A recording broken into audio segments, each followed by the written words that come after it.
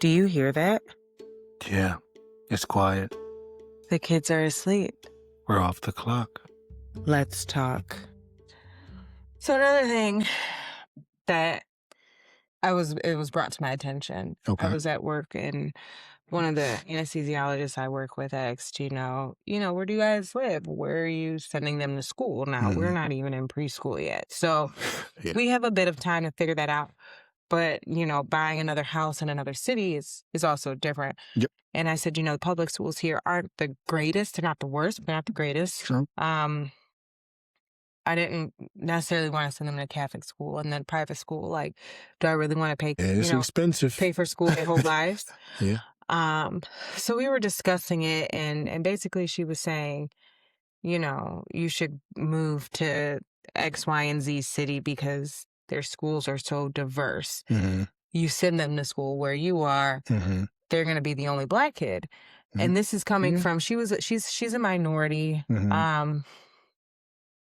person. And so her stance was they shouldn't have to struggle. So Mhm. I was expressing to her, I grew up in a city in which I was the only Black girl from like first grade probably to maybe fourth or fifth grade. Mhm. It was me and one other Black kid who actually had my last name, so we thought we were related. Cousin. And we acted like we were similar. But like, and I told her, like, I was met with adversity. I Yeah. was met with a lot of things. And Mhm. I think it made me the person I am today. I'm Mhm. strong. I'm strong-willed. You can't call me Yeah. any name and I'm not Yeah. going to shake and tremble at it. So it just built me to be strong. And her whole thing was, or you can eliminate that Yeah. and let them grow as is without having to deal with that Mm-hmm. and put them somewhere that has vast diversity so that they can see it and continue. Yeah. But and I get it, like decrease the struggles that your kid will have to go through. But my rebuttal to this is what happens when they go into professions, because a lot of professional things, even college and careers, Mm-hmm. are still, there's still very, very few Yeah. people of color. So even if there's a handful, there's still that little amount. And then they get there and then they're like, oh, this adversity that I've never known. And they're at an adult age at this point. Mm-hmm. Or when they get into their career field and then they're starting to feel adversity and they're like, what am I, and I'm an adult, I don't know how to handle it. Mm-hmm. And then that'll lead to inappropriate reactions. You can. I would prefer them to face it Mm-hmm. when they can understand what's happening, reflect back with us for guidance and grow in that space. Because, I mean, who knows if we'll be here? We hopefully will be. Yeah. But I feel like as an adult, you're so set in your ways. They'll be 18, 19, cussing people out and getting kicked out of things and then coming back to us like, oh, I just got kicked out of school because this person called me this. Yeah. Like, No, you have to like I guess grow that thick skin. I see both sides. Hey, Kent, I got called a nigger by these white kids driving by in a car as me and a group of Black people walked down the street. And, that was a thing that happened. But you know what? I let it roll off my shoulder because I'm like, whatever. It's I mean, you shouldn't be exposed to that ever, technically. No. But like I don't want them to be, like you said, I don't want you to be the only one or the one of five. Like that's still not diverse enough. Is it more realistic to what you may be exposed to in your career when you're an adult? Maybe. But do you really need that when you're 6? Maybe not.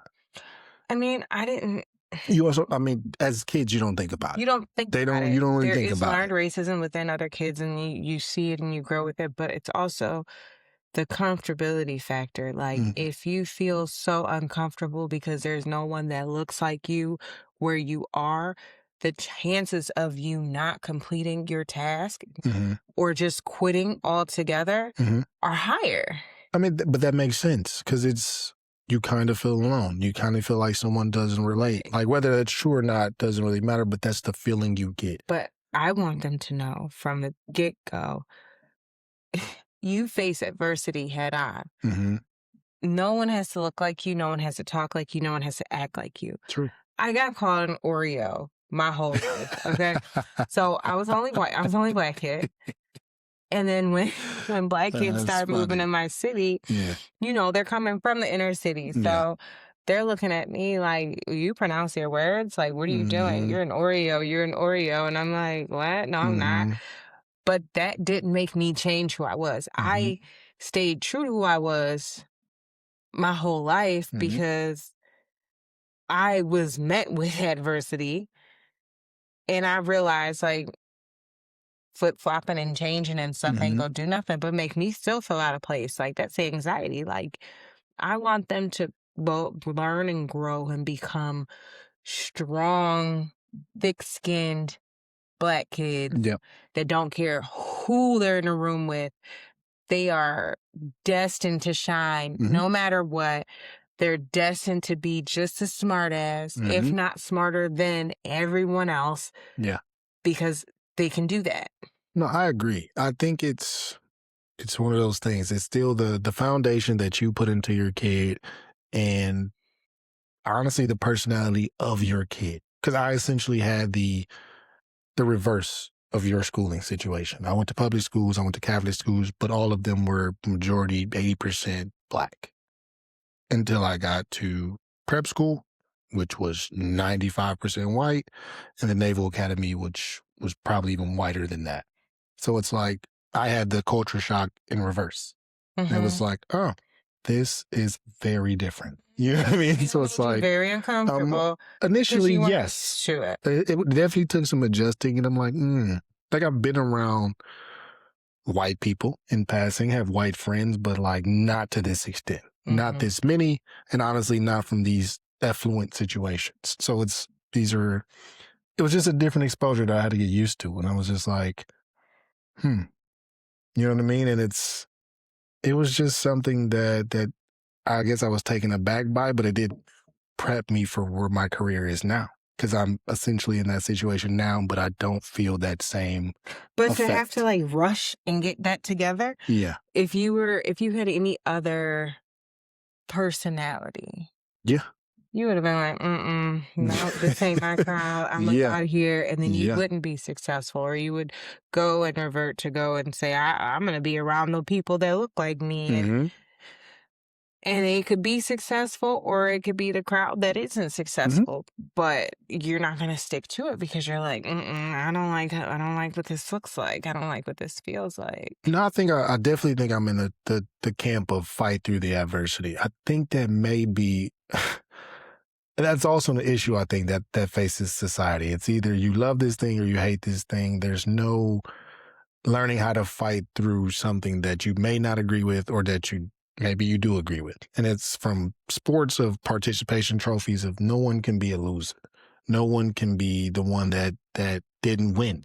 And it's like, you have to learn how to lose. Mm-hmm. You have to learn how to fight through this. You might have to learn that I got to see because I ain't study hard enough. I got to fight through this. I have to fight through this person doesn't like me. We'll figure it out. I'll get around it. We'll address it how we need to address it. I think there just needs to be more of that than to be completely avoidant or super acceptant, as bad as that sounds. What do you mean super acceptant? You would assume that people want to be accepted and that you should accept everything that's happening, but I guess that's not realistic when there's adversity in life as a whole. So I can't just act like what's happening like or what's culture.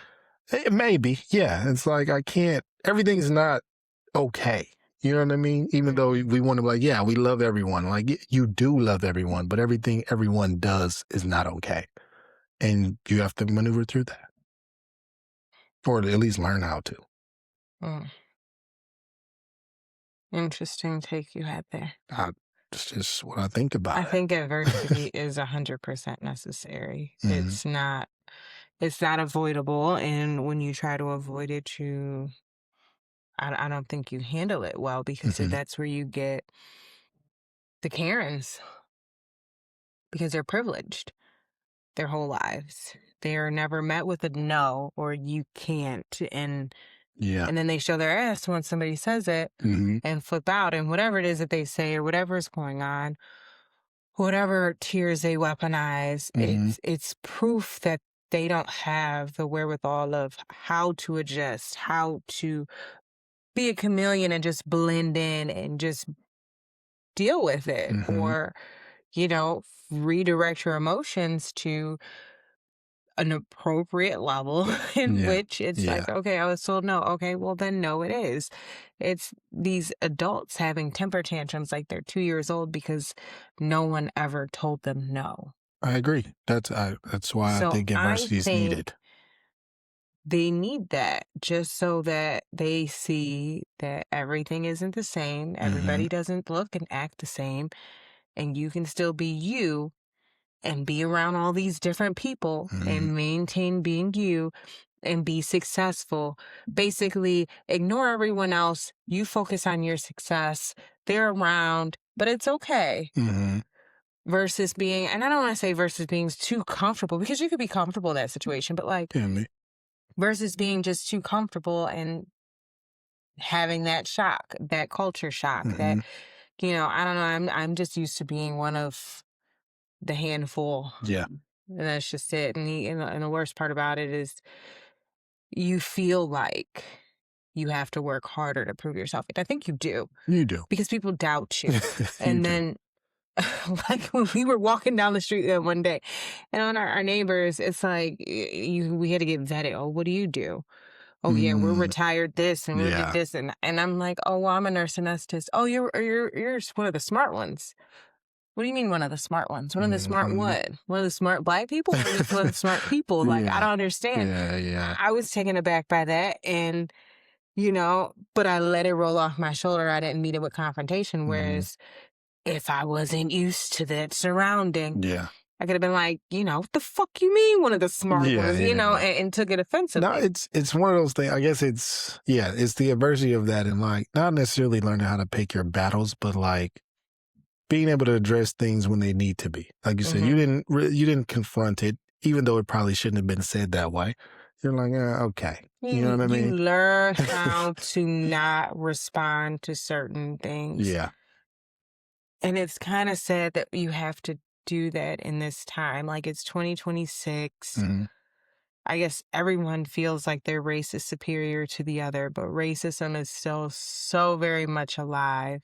And it's so sad to still feel like I have to raise my kids facing that. And I feel like there's a new wave of racism coming in right now, just based on the political stance of this country and how things are happening right now. There's a new wave of racism, and it's like, it's getting shot. Like, it was one of those, it died back. It was still there underlying. If you spark somebody enough, they're finding it out. But now it's like forefronted again. I think it's evident that it was never gone. I don't think it was ever gone. I think it was like not gone. At bay. It was hidden. It wasn't okay to be out loud anymore. It was at bay, and now it I think in the current state now, it's back to, it's a little bit okay to be out loud with it, which... And it's so sad, and I know everyone. I like to know where you stand, but to other people, but like a race, no race is superior. If everybody spit in that test tube and did their 23andMe, you'd see we're all mutts. There's no full-blown, full-bred American. No. I mean, outside of the Native Americans. I was saying there's no such thing outside of that. There are full Native Americans, but then even they're not accepted because they're a minority. They're not from here, even though they are. Even though they're the only ones they're brown. From here. Yeah. And everybody has their own superiority complexes that turns into racism. But I don't know. It's just, I guess I don't want to go down the history road, but it's been interesting to me and always been interesting to me as the whole racial thing in America specifically. Because, like, we've been to different countries and stuff, and other countries are racist too, but I guess it's more classist in other countries. But it's like, even though there's white, there's black, there's different shades of brown, everyone is still something different. You know what I mean? So it's like, oh, white people are better than black people, or et cetera. It's like, what kind of white people? The English kind? The German kind? You know what I mean? So it's like, where do you draw your line? Or is it just if you're that shade of skin, Mm-hmm. you're just better. Mm-mm. You know what I mean? So it's like, how Yeah. can you just broad brush it? I think I had the biggest lesson when I went to Toronto one time, Yeah. and I'm like, oh, there's a lot of Indian people Mhm. that live out here, and the people that I went to see, they're like, yeah, there's a lot of everybody, but unlike America, because they were from America, Mhm. unlike America, there's not racism here. Now, I didn't stay there long enough to know Yeah. how I didn't experience it there, Yeah. but they were living there, and they're like, no, you're either brown or you're not brown, and that's all. It's like Yeah. that was literally their stance, and I don't understand why people can't just say you're either like me or you're not like me, and keep it pushing. And there always has to be some competition of who's the best, who's better, I or mean, feeling as if there's it's a a pride bit of thing. human nature. Everyone wants to be better. Everyone wants to be superior. It's like a survival thing, if I'm just honestly. But to correlate it to the shade of your skin is just kind of silly. But we all can work together. Yeah, and that's what I just be the mean. Like best as a it's kind nation. of silly. Like, But this nation is so divided right now. It's so scary thinking yeah, about raising my kids in this society. yeah. Like, I know so many people are like, I want to get a dual citizenship and move here and move there and do this, because it's just Yeah. so volatile and you never know what's next. It's a hard thing to deal with, though. It's like anything else in life. It's America's the greatest, and I guess it has its ugly faces as well. But it's because it's a melting pot. All of that exists. You know what I mean? So it's like it's wonderful because it's a melting pot, but it's also very hostile because it's a melting pot. We all are different, even though we're the same. If you're going to call yourself a melting pot, then you I need to let everybody I melt agree. together in that pot. I'm with you. Because it's literally like oil and water in the pot. It's not That's a how good it seems melted sometimes. like chocolate or Gouda or cheese. It's not like a good melted blend of Yeah, anything. It's yeah. literally oil and water coming to a boil, and the oil spilling out and bursting into flames. It's just, I don't know. It's a nightmare in my eyes, raising our kids in this society. Yeah, Hopefully things get better, they will. but I feel like we need to teach them It's to respect everyone, respect themselves, respect people for who they are. Don't judge people by the color of their skins, and treat everyone the way you want to be treated. Unless they treat you different, then you can go ahead and you have my permission to treat them how they treat you.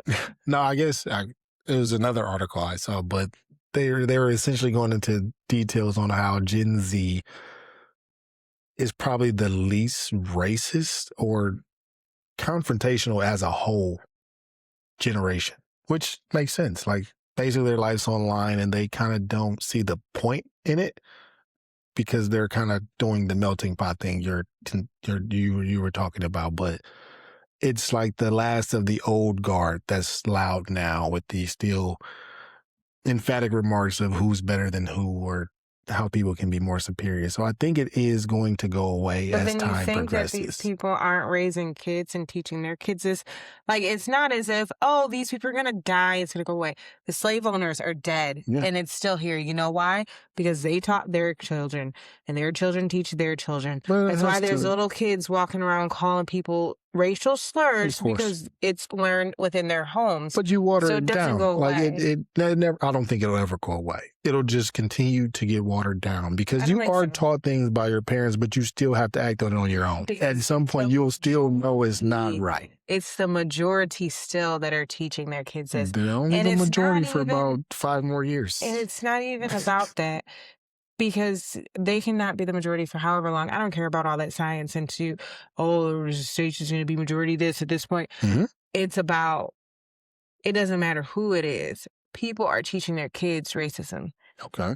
even if it's brown people, not brown people, people from other countries, whoever. Mhm. They're still teaching their kids hate and how not to get along with other people based off of their creed or their origin or their sexuality or whatever it may be. Mhm. It's the same thing. Like, There's still a choice to act on it. it is a choice, but I'm saying when you're taught this, that's why I said it's important for us to teach our kids these Mhm. things. I don't feel like everyone has that in them where they're like, oh, it's important that I teach my kids that racism is bad. True. There are people that are breeding their kids to be racist. There's people there that is. are breeding their kids to be, you know, Proud Boys and Yeah, no, I get what you're teaching saying. them to be supremacists. Like, Mhm. not everyone has the same mindset, and I don't think it's ever going to get watered down because these people are still going to very much so exist and continue to procreate and continue to, that lineage is still going to be there. So it's just really teaching our kids how to navigate through that I think is the most important. So you can teach your kid to be accepted, and they can choose whether to be or not to be. I understand that, but So even if you're taught hatred, you don't think they can choose not? My duty is that, no, it's not about that. Mhm. I get it. You could teach them whatever and they can turn around and do something completely different. Mhm. But I feel like a kid that is 18, that for the last 18 years Mhm. has been in a house of He-Man, Yeah, I got you. the He-Man nigga haters. I don't know. Like, yeah, Yeah. they'll say, okay, no, I'm not going to do that. Then you Mhm. might have that one girl that's like, oh, my parents would never allow me to bring you home, but I really, Yeah. you know, Yeah. and do Yeah, that and no, have yeah. kids with these people. And yeah, there's going to be the breaking of the mold, folks, but there also are going to be the people that are homegrown. Oh, no, for sure. That's what I said. It won't ever be gone. You could just hope that it waters itself down more, but it'll never go away. Off of that topic, Mhm. because it's another part, like raising our kids in this time frame. Yeah. Another big thing in this time frame, I think, is the lack thereof or the decrease Mhm. of the village. Yeah. No, I definitely I can see how that is happening. I don't know if it's because everyone's still forced to work, grandparent wise or uncles, aunts, etc., but they're either still working themselves and don't have the time to be as present as maybe in past times, or there's just not as many people in the village as a whole. You get what I'm saying? It's like, so my grandparents, both sides, had 6 or 7 kids apiece. That's not really present anymore. My parents had 3. We have 2. We don't know what our kids are going to have, but the numbers just continue to dwindle down. So the size of the family as a whole just shrinks. So the people that you have in your village are just not as plentiful anymore, in my opinion. Who was counted in the village before? Because to me, the village are like the grandparents and like your siblings. I think the aunts and uncles were in there. At least they should be. If you really think about it, they're just your parents' siblings, so why wouldn't they be? But I mean, you know aunts what I and mean? uncles can be in there, but Are you not a village to your nieces and nephews? I would love to be viewed as such. I think you are, because you should be. Because why would you not? They're your brother's children. You know what I mean? Like, you should be there to help them and support them any way you can because how closely your relation is to them. You should be a part of the village. Okay. So you're saying because I feel like our village is still, our parents had siblings and Yeah. like there's still that amount of village. I think people are just more selfish and making you raise the kids you decide to lay down what happened. Oh, no, there's definitely some of Like, that I know too. they're still working. There's definitely some of that. I can't remember my grandparents working, so I don't know if we're having kids younger, if they were able to retire earlier, if they had larger age gaps. Cost of living. I think the cost of living is the same based off of the value of the dollar. It's not. I mean, probably, like technically, I don't feel like it stretches the same. There's no way, even with whatever our grandparents were making, my granddad specifically, he was the only one who worked. My grandma did not work. They had 6 kids. He wasn't a doctor, but they all were fed, clothed, had a house, cars. The government feeds a lot of people. I don't think they were on welfare or any of I that. mean, I don't know anybody's financial state, but I guess at I'm the just end of the recalling day, from what I I don't know. think that the dollar stretched more than, and they were paid significantly less than. I think the cost of living versus the wages are equal. I don't know. They say you can't have a single income house these days. That's just what people say. How true that is, I don't know. Or what they expect the house to look like, size-wise, etc. There's no details on that. That's just what people believe. There's no single income I just families. think, I'm not sure if they, like I said, retired earlier, if parents were older. My parents were older when they had us, so they were 36, I think, when I was born. So my grandparents weren't working. I don't know their age gap between their parents and whatnot. Yeah. But there was like a mini village there. Mini. I would say mini village. Now there's like a micro village.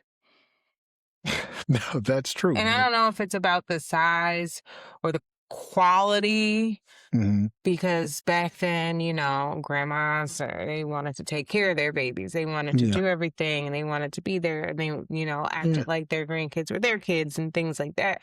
I feel like the quality is dwindling down to where people are selfish. They're like, my kids are grown. I'm trying to do stuff. I want to go kick it. I want to do this. I want to go out on the weekend. This is a new nice spot over here. I'm not going to be tied down with your kids. So I don't know why the village is so small. Well, I guess it goes to a little bit of both of what you're saying. It's not, I don't know if the nurturing nature of the village has changed, but I guess people may have become a little more selfish. Like you said, my kids are grown. I locked in my time. I served my time, essentially. It's time for me to be free and enjoy my life in a different space again.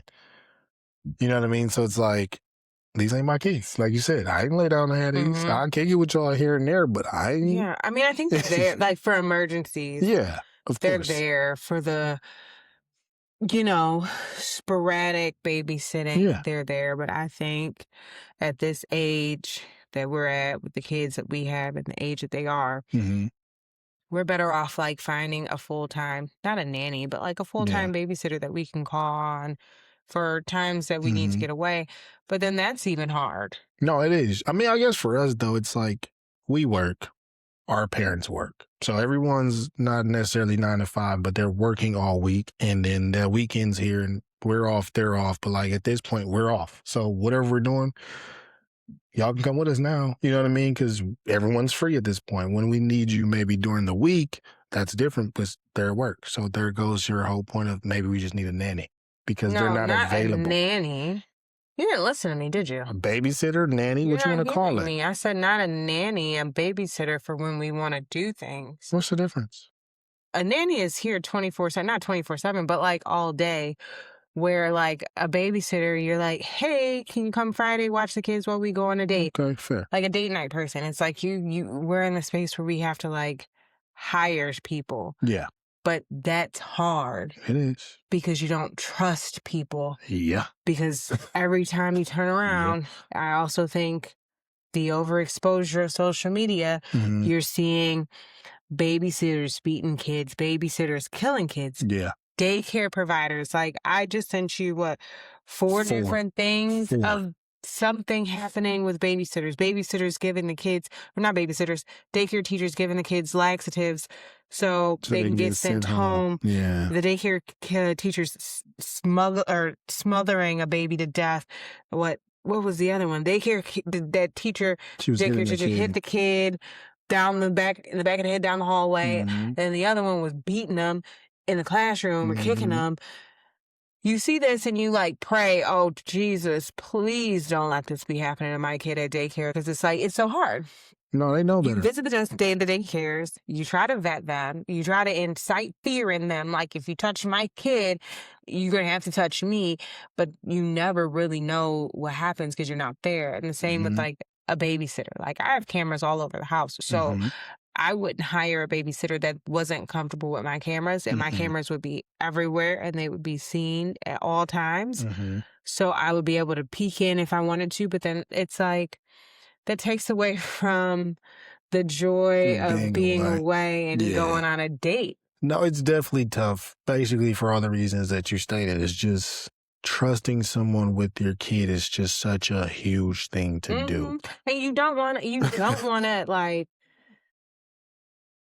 I guess, step on your family's toes I mean, in and reality, you can't always impose. trust the village either. No, I Sadly. mean, yeah, but like you don't want to impose on the people that you do trust in the time Yeah, because it's like, okay, if I ask them all the time to watch my kids, they're gonna get burnt out. of course. So you decrease what you do, Hmm. and then it makes it, I think, it doesn't make it harder to raise the kids. Hmm. It makes it harder to maintain your marriage while raising kids in this time. No, it definitely does because there's no break. Like you said, you don't want to abuse the ones you have, but you do need the break to still date and court and basically have a relationship with Right. your person. Because if your kids are always there, you can try to be cute, try to do your lady in a tramp moment at dinner until your son snatches the noodle. You know what I mean? So it's like there's definitely time that you need to have that That's space. your own joke. That was kind of funny. It wasn't. You're a hater. No, but you want the space and you have to find ways to make it happen. And if your village is small, then yeah, you gotta call in that babysitter. You're just gonna have to trust someone and vet them out. And like you said, pray or whatever you do with your religion, because I know if it happens for my kid, I'm going to prison, whatever that looks like. That's unfortunate, but yeah, I I think raising kids in this time is very difficult. Yes, We make it happen, we make it work, you ain't got no choice. but I feel like there's so many obstacles to try to overcome, and I think we just literally touched on like the surface level of a few because I know Yeah, there's so many more. But I guess we'll see as we continue to parent, like I wonder how afraid our how many parents were. things that we encounter. And I know Huge. our parents were afraid because, my dad's still afraid if I call him at a certain hour. Oh, I'm so scared you called me. Because I'm like, dang, Dad, sorry. I'm just calling to say good morning. I Like, just been because we were on the cusp of it all. Like I said, we had the MySpace, so we kind of had social media. We also just started really getting into the cell phone thing, so like got low. mm. They were walking in the dark. At least we lived it a little bit to know the secrets. Oh, yeah, you can't, you can't pull the wool over my eyes because I did all the tricks back in my day. Not like that, but. No, that's I know wild. That all the sounds hiding places. crazy. I know all the secrets. I might not know all the TTYLs that they say now. Hold on, what? See, that's the thing. We were talking about TTYL. Talk to you later, but they have other things. Oh no. Like, what did my nephew just say? Hey, SYBU what? BUA What? BAU. What does And that I'm like, mean? What what? does that Is even that mean? shut your bitch ass up? He's like, yeah. And I'm like, dude, you can't just say it like they abbreviate everything. So That's what I say. I don't have I time for might need these to use acronyms. ChatGPT to like decipher what they're saying, but I definitely know that Get your the lingo up. hiding. All I know is twin. Everything is twin and gang. Well, I guess we'll see as we parent over the next 18 years. Yeah, shout out to you, twin. I used it right too. You could have dapped me up on that. That's crazy. Until next time, peace. Good night. Peace out.